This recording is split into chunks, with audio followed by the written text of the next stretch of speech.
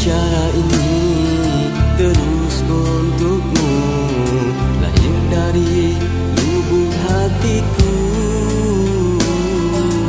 kian membuat resah mendalam, ingin sekali tertumpah pada minda dan hatimu.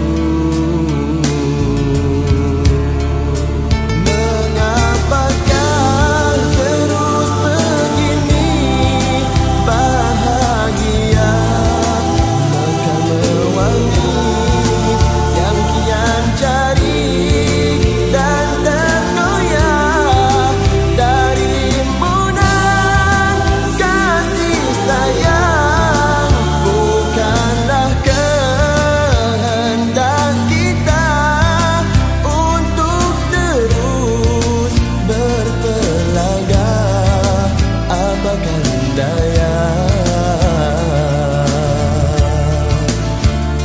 marilah kita kutip semula dedaunan kasih yang terlerai.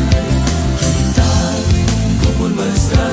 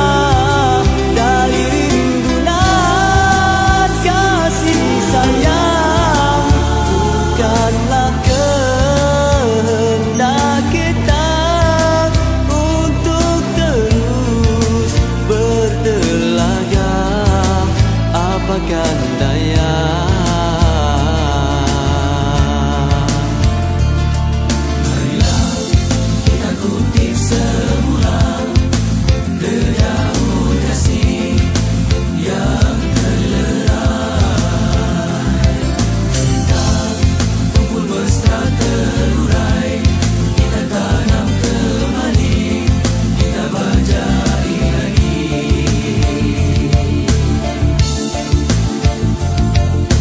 Cinta ilahi itu abadi, rindunya membawa mati, dari situ kasih kita bersemi.